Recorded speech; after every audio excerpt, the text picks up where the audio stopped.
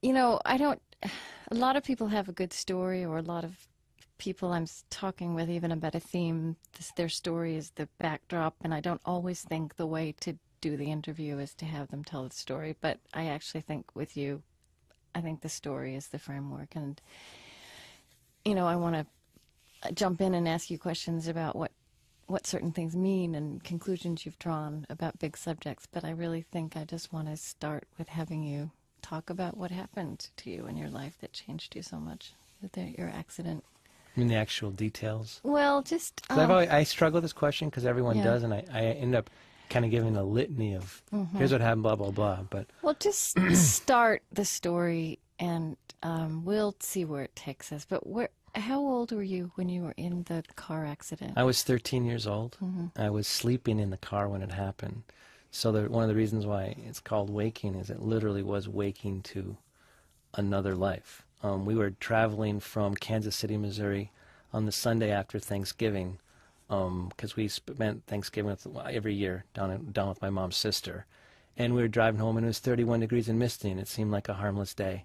And we were coming up on a bridge and hit a patch of ice, preferential icing. You hear about that in driver's ed. I didn't really know what that really was, but we just slid off the embankment, went down, tumbled front to back 3 times in the car. My father and sister were killed. My mother and brother, my brother just jammed his shoulder, and my mother got a bruise on her face, on her eyes, and I broke a lot of things. Broke my back and my neck, both my wrists. I filled a lung with fluid and sustained an injury to my pancreas that didn't allow me to eat for about 3 months, 2.5 months. So about as banged up as you can be on an accident. And it was pretty clear early on that you would be paralyzed, partially paralyzed, right? Well, yeah, you know, I was in a coma, so I was out of it for 3.5 days. When I woke up, pretty soon, I was told pretty quickly what happened. But what was so interesting about that, you know, is that I was 13. I could hardly process really what happened, you know, Anyway, I mean, you'd lost your father and your sister. It's kind of like getting the weather reported to you. Yeah. You know, like your father, you know, Laura and Dad are gone, and really what was interesting about it is that I saw right away that my remaining family, they were desperate and they needed me to live, and it was a great way for me to attach to something living. So you know, trauma happens not just to an individual, it happens to a whole community, to a family, and a lot of those initial early times was me connecting to my family and thinking, oh, I need to live for them right away, which I think was a healing story to myself. You talk about healing stories in your memoir, and you talk about healing stories all the way through life. I mean, the way you use that term, I think that it would also apply to people in the midst of many experiences, which wouldn't include necessarily physical illness or physical challenges. And you did write that your first healing story was just, and it's often a line, right, that your mother and your brother needed you to live. It was a way for me to not feel how injured I was. In fact, going back at it, hearing my mom tell me that the doctors told her that it's good he doesn't know how injured he is, that we took advantage of my innocent 13-year-old energy still going towards life, that I didn't think so much about how injured I was. I never honestly ever really considered not surviving. Like, I didn't really think, oh gosh, I wasn't that aware, you know, that I wasn't that aware of the possibility of my own death so much at 13. But the healing story things, one of the things I really try to get across with all that I do is that we all have traumas and we all have our own stories. And I try to write the story in a way that makes the reader think about their own experience. The concept you're talking about of healing stories, I think it applies all the place. We're constantly losing our trust in the world. You know, things happen, you know, even loss of childhood innocence, anything, you know, death of a loved one, where suddenly the world changes its shape, and you have to confront how are you going to connect back to the world. And we tell healing stories all the time. And, you know, you hear people that are generally positive, you know, or people that always are kind of thinking that the world's doing them wrong. I would call them those healing stories, that they've got a very good healing story. But can healing stories also be negative? Oh, absolutely. In fact, I think healing stories can definitely be negative. And in fact, some of them can be good at the time. Like, for example, for the first few years after I was injured, I was told, I would often be asked, well, how did you get through everything you got through? And my answer would be, well, I've had 2 lives. I had one end at 13. My life as a walking person ended at 13. And I've had this second life, so it's actually, I'm kind of getting 2 lives. Well, that was a very smart healing story because I had to put away at first the childhood love of my body and trying to confront this new reality, so that positing a discontinuity. You just closed a door. And, yep. Yeah. And went on to the next one. And that was, at the time, exactly what I needed to say. Healing stories, I believe, always have an element of truth to them. Otherwise, if they don't have an element of truth, they're just rationalizations. There's a whole other category of things that we tell ourselves. But you end up closing one door, and it allowed me to focus on adult-like considerations, and I needed it. However, eventually through the practice of yoga, is that I needed to reconnect to the boy that loved his body too. I needed to have all my ages, and the process of doing yoga allowed me to reconnect with the boy that's really disappointed about what happened to my body and what happened to my life. But I needed to recover that. So often I think healing stories themselves require healing over time. And so when you had to grieve, and it's almost like you had to grow into the stage where you could grieve at different levels. And then you also talk about your body grieved at different stages in different ways. Tell some of that, because you have this I don't want to use insight into your own body. That's too mild. And you're in touch with your body. All these phrases are kind of cliched, but you know things about your body. You've had to live with it more intimately through, by way of the fact that it was damaged. For sure. And part of that was that I had to, the overt connections between my mind and my paralyzed body, the ones that are most easy and most efficient, aren't here anymore. Which is that spinal cord. Think a thought, and I don't know that I'm thinking. My hand is gesturing because I'm animated in this conversation. Right. But same with your toes, or you might be pressing and wiggling your toes at the same time. I'm shaking my foot, which I do when exactly. That's just part of the connection between your mind's intent and your body is so intimate they seem as one. Well, that connection got changed in my case. So I've had to pursue a lot of the subtler connections between mind and body. That's the foundation of my yoga practice. And so what ends up happening with me is that I have to go inward and listen to levels that we all share. You have the same connections in your mind-body relationship that I use to do yoga and that I use in the rest of my life. And I believe that we need those connections. I'm forced to do them. I'm trying to reconnect my body. Right, because your more easy, obvious connections were severed. And I think the rest of us often, I don't have to go there. I don't have to seek those subtle connections. One of the big healing things for me was to recognize that my paralyzed body didn't stop talking to my mind. It changed its voice. It went to a more subtle whisper that doesn't have as much clarity. It's sweeter, it's quieter, and it doesn't as quickly react. So I try to describe it as energetic presence. Like if you were to squeeze my ankle, I feel like you're squeezing a tube of toothpaste. I can feel the surge up my body through my spine. Like there's a subtle body that we have here. But you feel it as energy rather than as nerve endings. Right. It's not as loud. It's not as crisp. It's more, for me, it's also very auditory. And I don't know if that is because I'm just auditory, like that's how my brain's wired. Or, I don't know if I were more a visual person, but I inwardly listen and hear. I pay attention and I can feel these changes. But, at the same time, it's a lot easier for me to get distracted. If I'm really nervous, I don't hear these levels as well. If I'm at a rock concert, I don't hear it at all, right? They're there. It takes some attention. And if you focus too much on it, you can amplify it to the point of exaggeration. So it's not as efficient. It's not, there's a reason why people like me weren't surviving 2 million years ago. This probably isn't great for survival when you're getting chased by tigers. Right. I want to talk about yoga and go there and the mind-body connection, but I do want to dwell just for a little while longer with... I like that part better. The yoga to me is just my particular story. Yeah. I wrote the book, and I tell my story because I want to show something about the mind-body relationship. Not because I want you to know something about me or about what I do with yoga. Yeah, I know, but it's happened in your life. Your life is a container for that. Right. And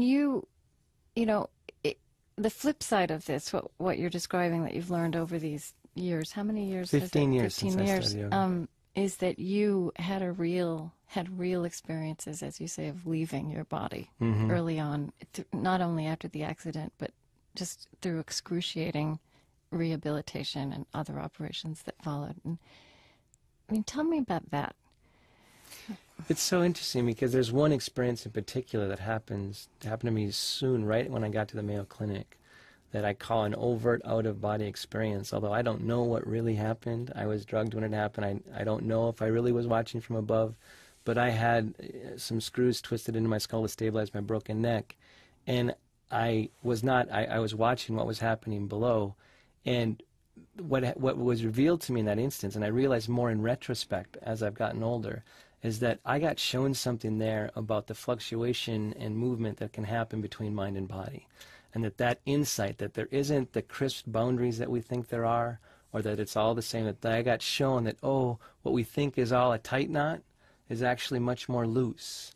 And so that insight got revealed to me early. And what ends up happening to me through the first 3 months, where there's a lot of corrective violence, Right. People don't get that hospitals are a violent place. Right. It's all good, and I wouldn't be here without it. Yeah. Corrective violence, way to counteract what happened to me. But You had to have your wrists broken again because they healed incorrectly. and the spine straightened and all the things that, like, literally, but when you take a knife and cut someone open, even if you're using anesthesia, it's still really hard on the body. But what I did is I learned how intuitively, this wasn't like a conscious thing so much, it was a little bit conscious near the end. I learned how to disassociate from my body, that I learned how to move away from it to avoid pain. But one of the things that I think, my story I think is just more extreme. I think that we do that all the time through the course of our day. When we're daydreaming, when we're just kind of not paying attention and kind of off somewhere else, that we have that capability within our mind-body relationship, within our consciousness. And that I got shown that really early in really dramatic fashion. And the question then became for me was when I encountered then, after I start to feel better and am aware enough, I'm still in the hospital, but I'm aware enough to, what's going on here? I was being told over and over that I didn't have sensations. My sensation in my paralyzed body was over. And I kept to the doctors. I'd say, well, yeah, but I feel stuff. I feel tingling and kind of burning and itching, and, that's not exactly all the way gone. Yeah. And they were really worried that I'd think that would be helping me walk again, that would be like somehow my spine's regenerating, that the only healing they were focused on was like if my spine couldn't regenerate, then the rest is just going to be lost. And those sensations, listening to my own experience, ends up being those sensations I were told weren't real then at 13, and I believed. I mean, you're only 13. You believe the adults around you. I mean, the innocence. And you believe doctors. All of us believe doctors when we're sick. Yeah. And they weren't good, and they're well-intending. But what ends up happening is that level of mind-body connection is not one that we recognize here. It ended up being the cornerstone of my yoga practice. But I think, getting back to your question, that I got shown something early in those early experiences. And what I only figured out over time was that it isn't just the ability to disassociate. I mean, we kind of all know that. We kind of, we know that kids were abused as children, can't remember, and that's just something that we can do. But what I found that was so amazing was the silence that I experienced in those experiences. And then for me, with my particular injury being a mind-body injury at core, it's got a physical cause, but the real injury I live with is that my mind has a harder time being in my body than yours does. That was a form of silence too. That literally a level of silence or absence of normal sensation, silence got infused into my mind-body relationship. But I think that's happening to all of us. I think that's aging. That our mind-body relationship is changing over time. I want you to talk about the term silence. You use it a lot in your book. I mean, here there are many wonderful evocative lines. I mean, here's one. The silence is the aspect of our consciousness that makes us feel slightly heavy. It is the source of our feeling of loss, but also of a sense of awe. In another place, you're talking about your dealing with physicians, and you say, this silence demands grace, not rupture. But really talk to me about what that silence is, because you're using the word in a completely particular way to your to your experience. Not an easy question. No, I because I've been know. trying to define It's a it big many, word. many It's times. a big word the way you use it. But part of what I try to do is make it seem more ordinary. When I do compare it to our experiences, like when you're washing your dishes for another day, after another meal, and you have that kind of quiet feeling. I think that silence, I think we all know what I'm talking about. You can kind of feel it when you feel beauty. It's the silence within us. Mm-hmm. And that literally, you could say it all sorts of ways. They're all different, and I would call them healing stories about how to get this out about our experience. Think about one that doesn't light me up, but we're 90% empty space. Like literally what we think is full and embodied has a lot of empty space in it already. Mm-hmm.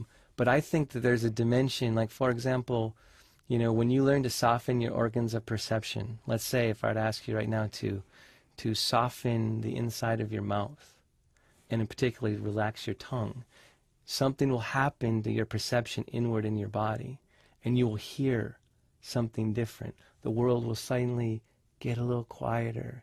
You'll feel a different kind of presence in you. That's what I mean by silence. And I do think it's an ordinary experience. I think that we have it all the time. We just don't recognize it. I think that's where stress lands. I think that there's an invisible aspect of our consciousness that's here that we need to manage better, we need to be more present with for a lot of reasons. Because I think this same silence, and this is the paradoxical insight that guides all my work, is that silence we're talking about both connects us to other people and separates. Mm-hmm. It goes either way. And the way I understand it, it also goes towards life or towards death. Or it is both. Or it's not like the silence can only go towards life. In fact, I kind of think that level of absence that we carry within us, that I'm calling silence, is itself some level of dying or death that we carry within us. And so it's not that the silence can go away from it. I think in trying to listen, for example, to the silence of my paralysis, that it itself has texture, that it itself has life in it. And it's a kind of life that mixes. It's like in a yoga pose, for example, you try to make what I would say the silence congruent with physical exertion. Not just physically exert with a lot of will, but trying to be aware enough to have all your spaces. To think about what you can feel in your body, you only feel a little portion of it. If I were to ask you to stretch your intercostal muscles right now, you wouldn't exactly know how to do that. Yeah. Like you have silence too in your mind-body relationship. If I'd ask you to lift your the arches of your feet directly, you wouldn't be able to do that. If you were to try to go there, you would encounter a wall, a brick wall. And now the question is it just a brick wall? Or if you start to listen and to be quiet, you can start hearing that brick wall. It isn't just a wall. It's a different quality of awareness that's residing within you. That in that silence, sounds can gain texture again. And I say in one place, the moon might reveal itself, life reveal itself again, only darker. Right? I compare it to walking from a well-lighted room into a dark one. And that at first you can't see anything. But if you sit and you pause and you listen, usually there's enough light to get across the room. Usually there's just enough in there. It's not going to be like turning the light back on. But in fact, the world gets this other kind of texture that makes it beautiful. Also makes it scary in the dark. It goes either way. Does that help? I'm still working on this silence. I'll keep going back at it. No, it's great. Tell me, embody it by telling me a couple of stories of how you became aware of the silence. Or when I started to see it in my body. See, that was one of the big breakthroughs that came to me through yoga, is that in a way I was aware of the silence. I still am. I've had a set of experiences in my life, and it's not just a car accident. There's a lot of trauma going through my story in the last 27 years. And it makes me feel separated. I feel a little bit like I've got a set of experiences that make me different than other people. I feel that separation, that gulf between, a lot of my close friends are now reading The Waking for the first time, and knowing that I went through stuff that they're shocked at, that's always been between me and them. That there's been a gulf between us. That silence has always been there. But I think we all feel that. We all feel individuals. I mean, there's a whole movement of existentialism that talks about the radical separation of the individual from everything else. Right. And I think they're describing some of the same stuff that they're trying to put in context and into story, an experience that we all have, where we all move. But I think that what's happened to you is that with yoga in particular, you're kind of staring that straight on, and not accepting it as a wall or as a separation. And to get to the practical answer to your question is that when I started to do yoga, there was a time where I knew I could feel stuff. I could feel the first time I met my yoga teacher. I was so lucky. Tell me that story about how you came to meet her or be doing this. Did you know you wanted to do yoga? No, I was having lots of pain in my body because my body has a lot of pain in it. But I was at a bodywork and said, "Why don't you try yoga?" And it turned out that it had been the case that when I was little, my dad had been in a car accident, got whiplash, and tried to do some out of a book. So as a 5-year-old, I used to watch him before I was in kindergarten. I used to watch him do this stuff all by himself, and so I knew of it a little bit. But then when she said, "Why don't you try yoga?" I thought, I knew I wanted to be more in my body. I knew that I had lived a healing vision where I tried to overcome my paralyzed body, had to overcome my disability, kind of get my arms strong and drag my body through life. Right. And that had a consequence of making me feel way disconnected. And I know I needed to try something. And so I tried yoga because I thought, wow, a 4,000-year-old discipline that's about integrating mind, body, and spirit seemed like a good place to start.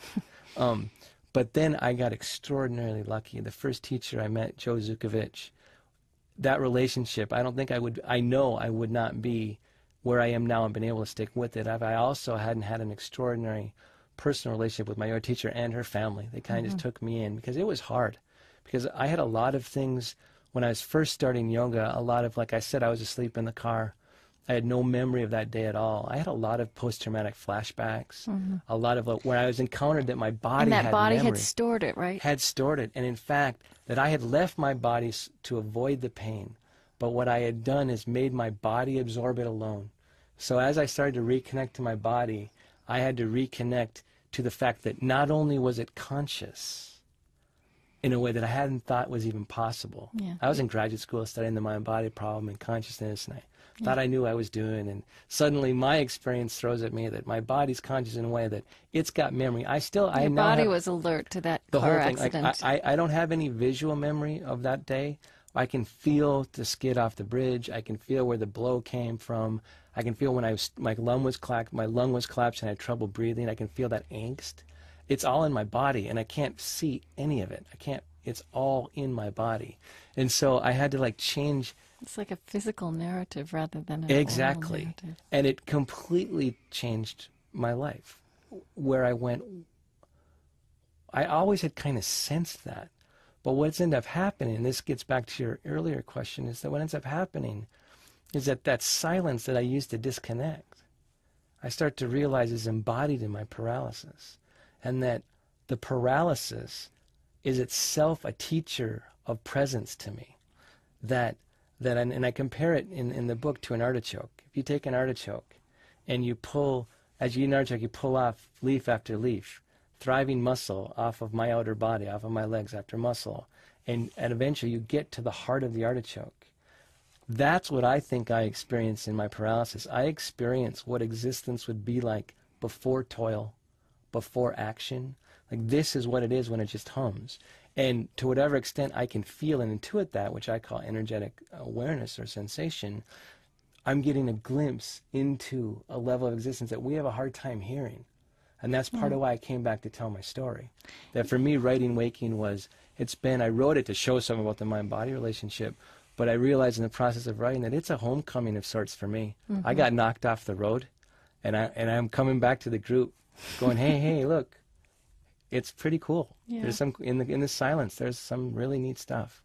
You use this phrase about how in yoga, first of all, you practice Iyengar yoga, which, it sounds to me, from the way I read the story, you kind of happened upon this teacher who happened to teach Iyengar yoga. There are many forms of yoga, but this one is about alignment and precision, which Seems is what I need. perfectly suited to you with your spine. And also it focuses on each individual pose, right? Instead of sequences that have to go together. Yeah. So Mr. Angar, he's alive in Pune, India still, he reveals the universe of yoga in each individual pose. There's a level of depth and precision to it that's mind-boggling. But it was exactly what I needed, because I could only do and start off with a few poses. But I could see the whole depth and clarity of yoga right away, because each yoga posture, regardless of what it is, have developed, I think, over time, because they seal energy, or they make it resonate through the mind-body relationship. The particular positions make it flow differently. I can feel that. That's how I can teach you yoga if you wanted to do yoga, is that I can feel that energy flow. Right, and there's where you have this, because the doctors will tell you that you don't have sensation in your legs, right? But you say, my mind can feel into my legs. Yeah. What's that like? If you're really, really tired and you finally get into bed and you have that sinking feeling, you're laying there and you feel that relief, and you feel like you're falling, even though you're just laying there, you keep falling because you're so tired. That level of dropping into your body and feeling, like if you were to take that experience and start listening then to your body from that level, that's what I think it is. That there's it's a landing, it's a grounding, it's a feeling of embodiment. There's a reason why when my son, he's 6, is crying, he needs a hug. It's not just that he needs my love, he needs boundary around his experience. He needs to know that the pain is contained and can be housed, and it won't be limiting his whole being, that he gets a hug and he drops into his body. And when you drop into your body, paradoxically, typically pain is less. That it's when pain gets more intense and more, when you're afraid and try to keep and it been at pulled bay. out of it, it really denies freedom. That when you, and it's a great short-term strategy. That's what I did as a 13-year-old. I pulled out of my body to get it, but it's a short-term strategy. And a lot of the process of my life is like embodying again and letting and surrounding what's going on, so I can be part of the world. So, I want to talk about how the way you've lived with what happened to you with limited use of, all your limbs. Obviously you had different stages of what your healing stories were, what you were aspiring to. And you've mentioned this as well. You've touched on this as you've been speaking. I think our culture tends to like heroes. It tends to have phrases like beating the odds and conquering and being victorious, and I'm sure you wouldn't want to diminish the example of somebody like Christopher Reeves, but that was an example of someone for whom healing was only going to be reversing what had happened to him. And that would be a perfect example of a healing story. And I think that's a very pervasive one in our culture. Yeah. And when it comes to healing, when it comes to a whole bunch, and it comes to aging, we admire that 80-year-old guy that runs a marathon. Yeah. We want to see that proof that mind can overcome matter, because matter is the one that's going to be the end game, right? The body's going to be what ends up shutting down, right? And so, but what we don't think of it that way, though, right. Or we think that if we have the will, and then we can technology will back us up, right? And that's part of the healing story. Okay. What my life has been an exploration of, and believe me, I didn't get this right away. I broke my leg doing yoga. Because you were trying to be I was heroic, all of a right? sudden I wanted to do the poses and like show how much I could do, and whack. Stretch it to the limit. And I unfortunately had to not, I'm not the sharpest tool in the shed. I had to break a bone again before I learned nonviolence. Right? You mean nonviolence to your body? To my body. That I needed to realize that that was a whole huge insight into the nature of yoga, and into the nature of one of the yamas, which is nonviolence. But, getting back, what my story is a story about is realizing that you need all kinds of strength. That overcoming, sometimes you got to do that. You got a deadline in your life and you work for 20 straight hours, that's what you do. Right? And that's one story, but that's not what's going to sustain. That you need to be able to also, and it's overused, and I now, just now, after 15 years of yoga, understand this word deeper and deeper, and that is surrender, that you need to have the strength that comes from the silence. Because that is actually what saved my life as a 13-year-old. That silence I let in and allowed me not to feel my body, and it made me stronger and more resilient in a way, but not because I was flexing muscles. The silence itself is sinewy. It's got a strength to it and a fiber to it, that there's that kind of strength. And it comes from being more present, surrendering into the world, feeling more. But I don't mean intellectually. I mean literally having your body, letting it, like as if you're getting hugged, like my son. It has that like feeling. That is really strong. But your heart feels vulnerable when you let yourself be in the world like that. That's why we avoid it. It makes you feel vulnerable too. You know, that the kind of strength I'm talking about that has guided a lot of my exploration makes you feel oh so vulnerable and makes you have to feel more. And I mean, in your story, there were times when one stage of your understanding of this and your grappling with it was to decide that you still had the use of the upper half of your body, and that you would make that as strong as possible, and you would live in that part of your body and kind of declare the rest of it gone. That's how I was guided to believe, in my opinion. Right. And did you in fact feel more invulnerable when you had made that kind of declaration? I mean, what you just described about... I think I was less aware. Yeah. You know, did I feel invincible? No. Only because I broke my back my neck again a year after the accident, and was a quadriplegic for a while. So I always felt really vulnerable, that my physical body could break at any time. But that idea of being willful and being able to attack any problem with a lot of will, that makes you feel a type of control over the world that can make you feel less vulnerable. But for me, my life lessons have had such a paradoxical lesson. I mean, I also know the unthinkable is possible, that no matter what you do, you know. So that kind of story, and that's part of why I ended up probably doing yoga, is that on some level, that healing story of overcoming my disability, of dragging my body through life, I had already had an example that had made me see or opened me to the fact that the unthinkable is happening. You can have as much control as you want, but the world is so big. Life does its own thing with us on some level.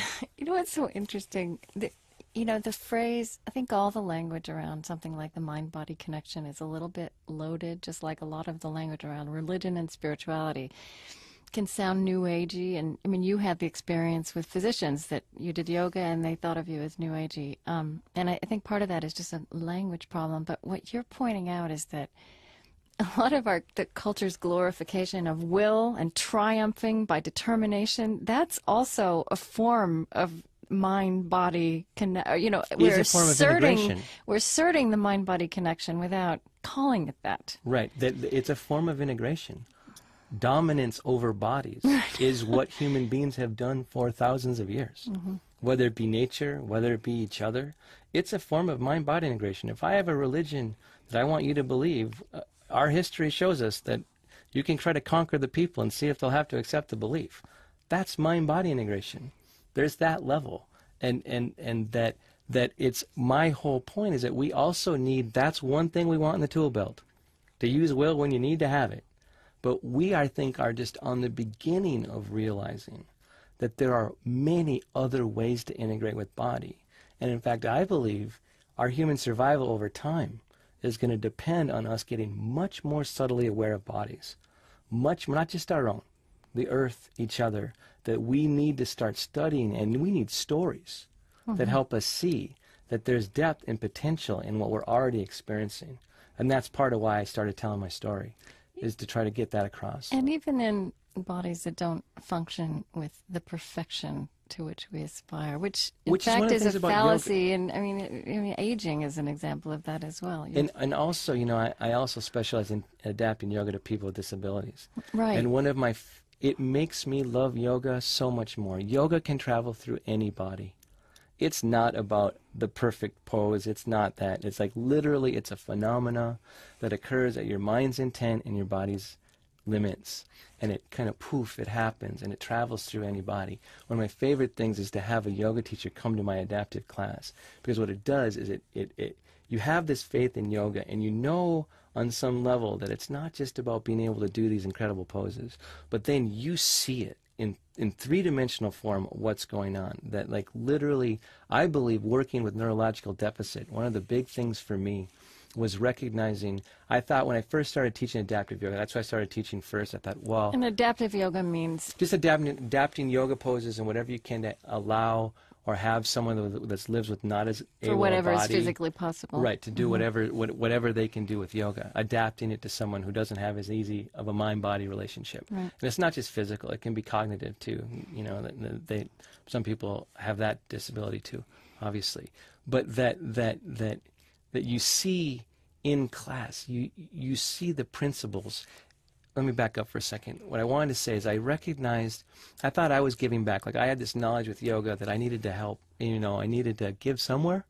And so I thought to help people with disability, no one would question that, because I'd had some remarkable things happen in what I could do, but also how I was feeling, you know, within my disability.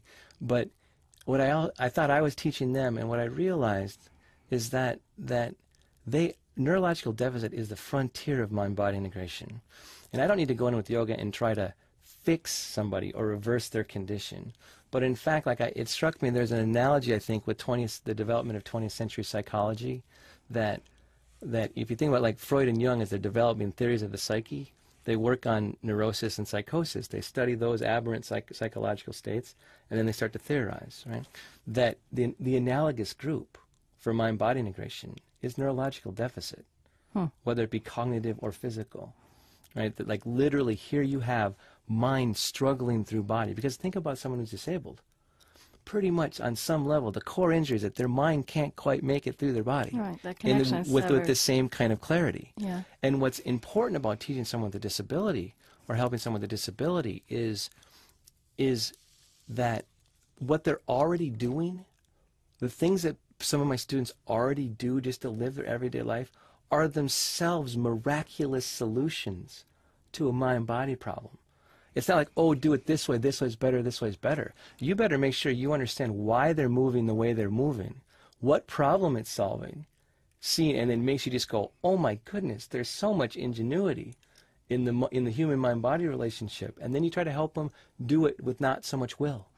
That there's another connection between minds and bodies. So it's actually applied, everything I've been saying so far, it's really applied in a pressure cooker to mind-body relationships when you teach it with people with disabilities. I want to ask you about something you wrote. I have never seen anyone truly become more aware of his or her body without also becoming more compassionate. What's that about? What's that? Why is that? Well, it's just true. It's an observation. Well, why do you think it's true? I think it's true for a lot. I think exactly because of what we were talking about in terms of the silence separates you or connects you. I think that, in my opinion, when mind separates from body, we get more self-destructive. We get more destructive in general. If we're more separate from our own selves, are we more separate from others as well? I think so. I think that one does not go without the other. So as we're not as present in our body, for example, I would say that on some level, our attachment to capitalism and to money generation is actually a form of leaving our bodies. We think not about the river and how clean it is. We think about, well, how much money we can make by dumping into it. We're thinking about other considerations, right? But like as we move away from our bodies, that we get more self-destructive. Well, as you move back through your body, especially when you've seen the disconnection that's possible, right? So like I got pulled apart, right? I got stretched really thin through my traumatic experiences. And then as I come back and back through my body, that same silence that made me feel disconnected from people is what makes me feel so connected to people. That it's the same thing. And as you're more in your body, you do feel more connected to people. You don't think you think about the importance of other life. You're here. It's beautiful. It's subtle. It's all one big thing. And so I think that And the simple answer to your question is that as you move back into your body or more deeply into your body, it makes you in contact with the world more. And when you're part of the world, it's much harder to not feel compassion about the You're world. part of the physical world, though, and there is some connection. And there's somehow. another level of realizing that you're connected to the physical world. I mean, obviously, we're all moving our bodies through space. We're in the physical world. But then there's a realization that comes when you've been disconnected and start to bring your, what I call silence, or your mental energy back through your body, where you see how beautiful the connections are. And it makes you more compassionate, less willing to do violence, I think. Right? And so it's amazing, the observation too, as just watch students that start with one type of go, when you're overcoming and trying to climb the mountain to get to the top with that willful overcoming story, you're much willing to see things as a means. Right. And even other people. Even other people. And when you start going, wait, I mean, if we were to really, it would be really hard to have warfare actually happen if you actually thought about the human being you were killing. If you're actually connected as a human being to the person you're in combat with, that would be really hard. You know, like and when you realize that they're mothers and daughters, whenever I hear of any trauma, I know of, because of my experience, the impact that someone dying has on everybody. That's a father, that's a son, that's a whole bunch of human webs of interaction. When you start to feel that through your body and not just intellectually, it deepens your connection. And I think makes you, over time, become more compassionate. At least that's my hope. You know, I also think the language around disability has been, well, it's been politically debated in recent years. And I mean, I have to say, I'm sitting here with you, and your body is very alive, and it seems to me to be very connected. You know, you're in a wheelchair, but you're animated. You have incredible energy. And I don't know, do you use that word disability for yourself? Do you think of yourself as disabled? And if you do, what does that mean? I have a whole bunch of thoughts about that. I get tired of having the language have to be correct. Yeah. And I think the language is the first step of moving consciousness, so I tolerate it. You know, but when someone tells me that I can't call myself disabled or a paraplegic or something, or whatever the word may be, I kind of want to look at them and go, wait, it's my experience. And and probably don't want you to use the word because it's uncomfortable for them. somebody else. Yes. Well, that's my point. You know, it's like that part of the languaging I'm a little bit impatient for, but I realize it's an attempt to bring more awareness to the issue that surrounds disability. But I think it brings too much morality around it, like there's a right thing and wrong thing to say. And I think that that's not consciousness, that's just words. Okay. Right. So that's the level on that. But do I think of myself as disabled? I have to tell you, honestly, that there are times, even now, 27 plus years later, where I will see my shadow and be shocked. You know, like I'll look at it, it's in a wheelchair, it's like, wow, that's what I look like when I'm wheeling through the world. Like, I don't, but at the same time, I definitely am disabled.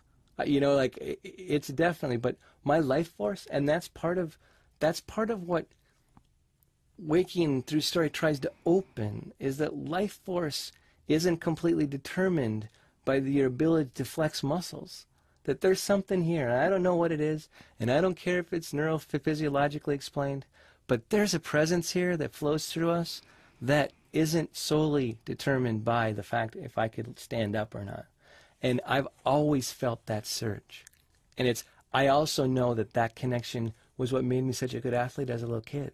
It's like, you feel a free throw. You feel stuff. And it comes from your legs, and it comes from your arms, and it comes from unity.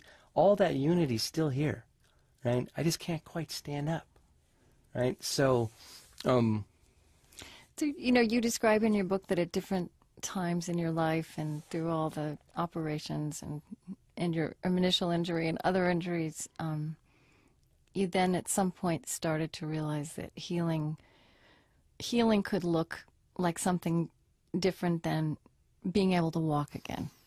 I mean, do you feel that you are healed? I think my mind-body relationship continues to heal. That as I practice yoga and pay attention and be in love with the world, actually, it continues to heal.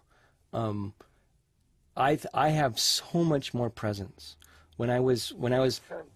excuse me, before I started yoga, I really did feel like a floating upper torso. And like when I'd be talking here with you, I'd be more talking just with my upper body. You can still see it. And Yeah, but you are, I feel like you're talking with your whole body. The whole thing, man, it's moving through the whole thing. And that presence was not realized in me before I started yoga. And you're saying that that presence is about your mind being connected to your physical And like I'm talking with you with my whole being. It's like yoga poured water on me and through me. And I was really dry and kind of tired before, and that there was so much more here that needed to just kind of be here, right? And so I practice yoga not just to become like really great at yoga poses. I practice yoga to feel this level of connection, this that it is so much more connected than we think. Is there a more defined or another spiritual aspect for you to the practice of yoga? Let me ask the question this way. The silence that we've talked about before, this inner silence that you feel you live with now, you engage. Is that also another way to talk about the human spirit, or how do you think about the human spirit? You know, anything that you don't know how to explain and want to call spirit to me is like it's been a conceptual placeholder through time of whatever we don't quite understand, right? And so that is for sure part of it. I do think or feel, I mean, to talk it on another level for a second, I think the silence within us is what religion and politics and science have been competing for. Like literally, Okay. There's been a competition in institutions for a very profound and powerful aspect of human being, right? And whichever one should win out, I don't even know. But that space, that dimension of us, I'll call it spirit. That sounds great. I just know it's here. Right. And if I just think that whether or not I can lift my leg is going to be the sole determinant of whether that space is here, I'm living in too small of a world. That it's not quite like that. It's not so determined. There's something about us that's kind of amorphous too, in our presence. I think that's why some people are charismatic. Some people, who knows? Right. In our language, it shows that we already kind of recognize this phenomena. There's something here, and cash it out however you want. But I'm just glad it's here. Yeah, you also tell a lot of really intriguing stories in the book about dreams and what's another word let's see, premonitions. I mean, look, not necessarily incidents that you paid a lot of attention to at the time, but after the accident where your father died and your sister died and you were paralyzed, you saw there were stories that seemed to point towards that. Yeah, the things that happen, I don't know if the accident hadn't happened, we just would have forgot these things. But there are all sorts of strange things. I pronounced it was a Halloween, so 27 days before the accident, I pronounced to my almost beginning 7th grade girlfriend, we're just in that space, who had a brother who was a paraplegic, and she told me about him, and I pronounced, I'd rather be dead than in a wheelchair. I mean, there's one. My sister talked about dying right before she died.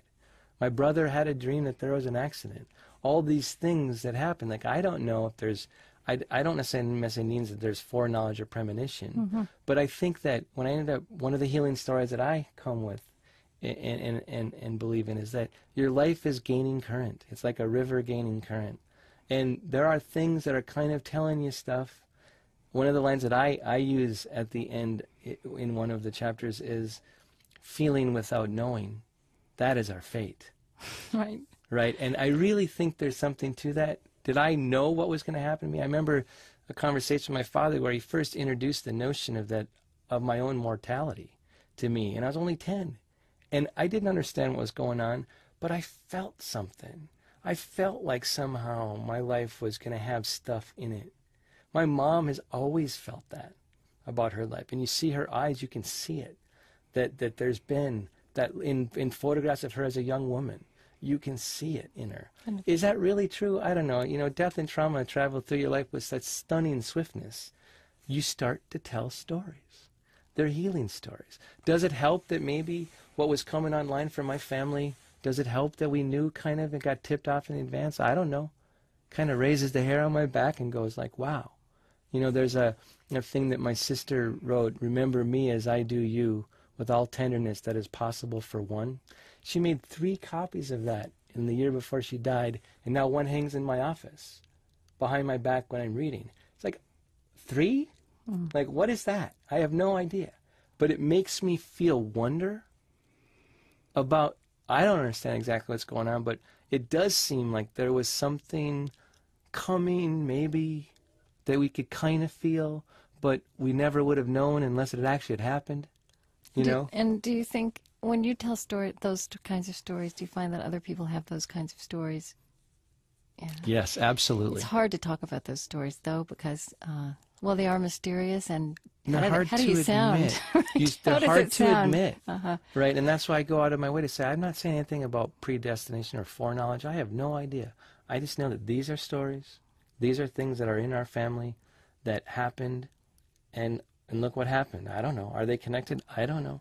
But that's just the thing. I don't need to know. I don't need to know, is there really a quantifiable spirit that makes me be able to feel more present in my body? At that part of the story, I don't care. That's the particular story. I don't care. I just know human experience has it in it. And that it's important to just listen.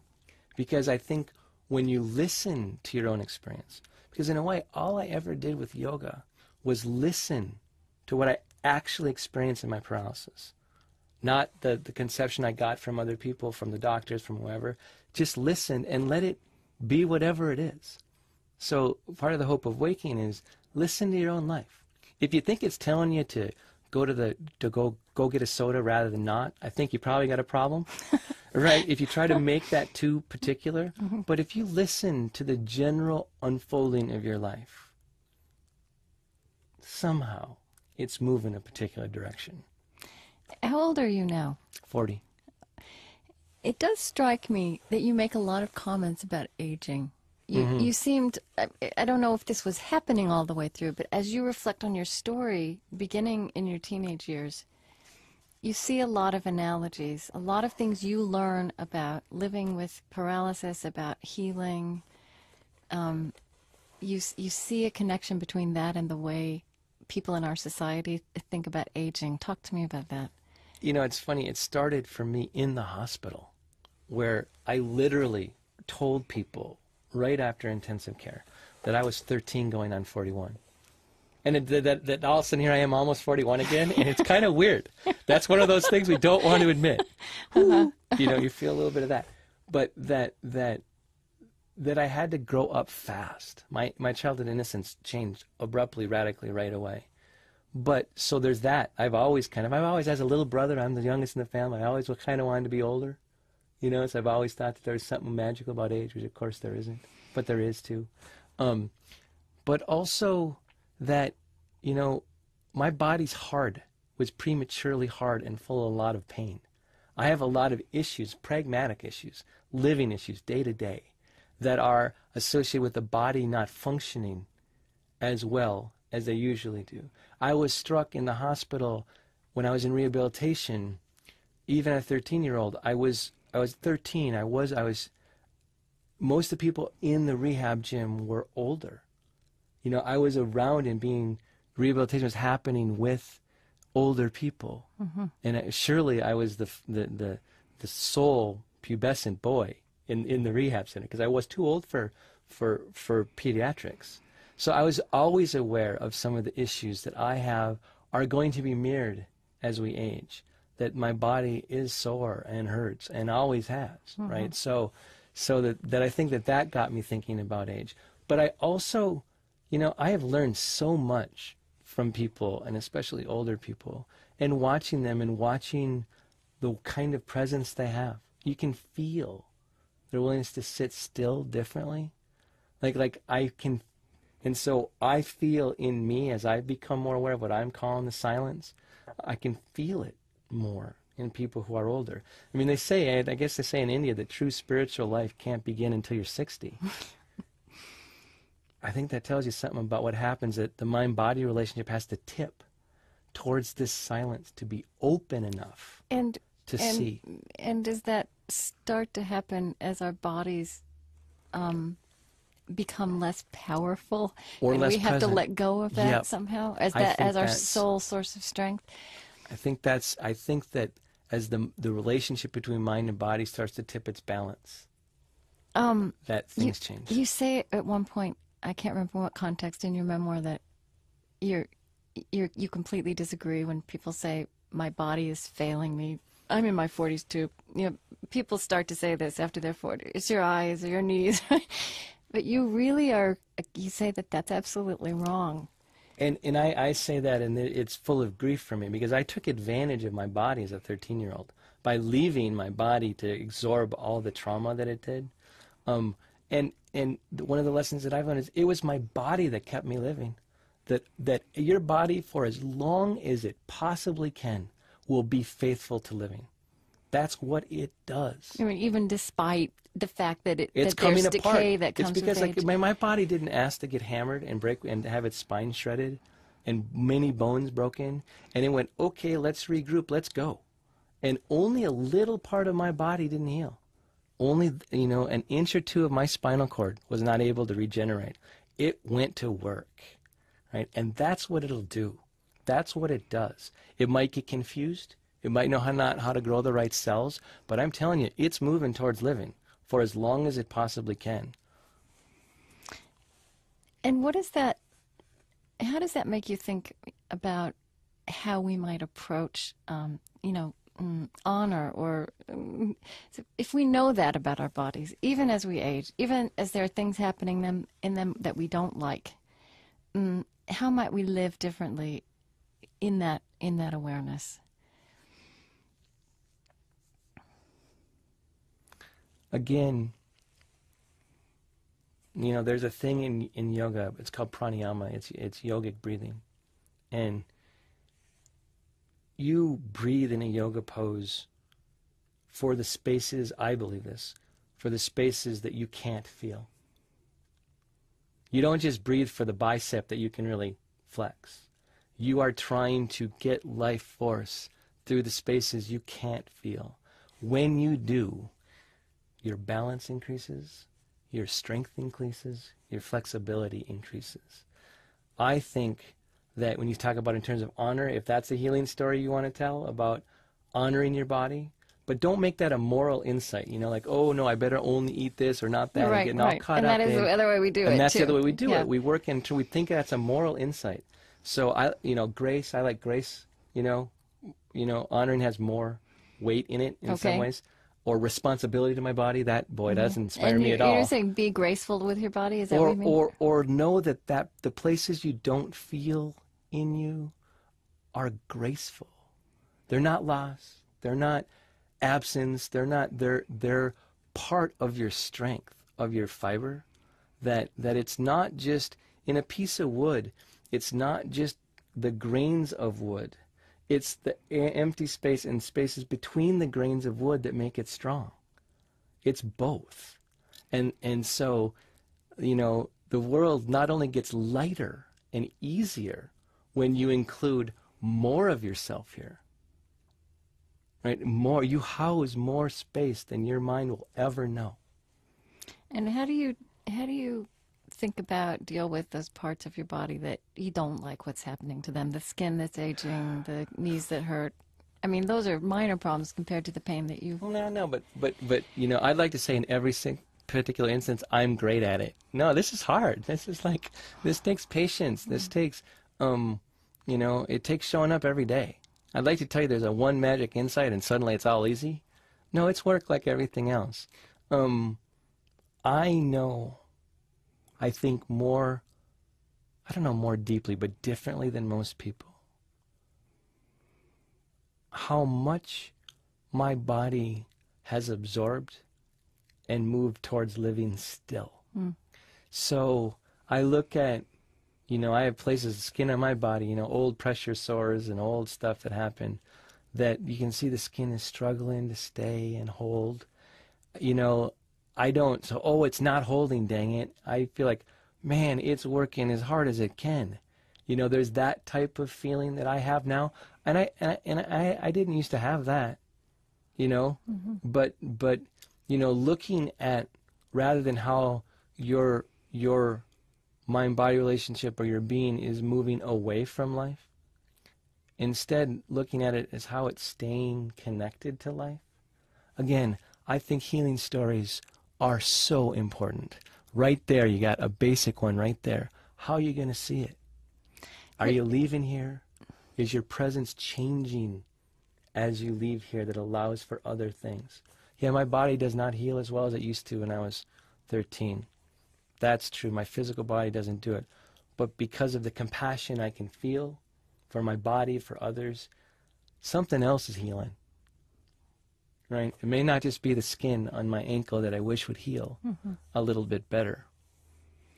You have a 6-year-old son. There's nothing in the world more embodied than a 6-year-old boy. Pure energy. Yep. Pure physicality. How did your son think about your body? My body? Yeah. I was so worried about this before I was a parent. I thought that he would have more issues than he does. He likes the idea that he's going to be taller than me sooner. Okay. And he hasn't quite grasped that I'm actually almost Because 6 you're feet in a tall, wheelchair. right? Yeah. He doesn't quite get. And I keep, you know, he doesn't quite get that. So he likes that part. He always kind of measured himself against me. But one of the things I think is really important is you got to let your kids have their own victory over their parents. You know, like not just get their way, but like let them know that, yeah, you will be bigger than me. Let them know that it's coming towards them. But on the whole, Paul is amazing. There are a couple times where we've been in like on Daddy and Me days. There was one story that it was a relay race at like his nursery school or preschool, and I couldn't do it. And so it was like this kind of running down this mat and going through and coming back. And so he did it. I couldn't line up with him and do the relay with them. So the other dads and sons were doing it. But he did it on his own, right down along the side, and ran down and then came back and gave me a big high five, you know. And so he knows that I can't do all the things. But when he came back and high-fived me and went, hey, we did it anyway, it was like silence and love.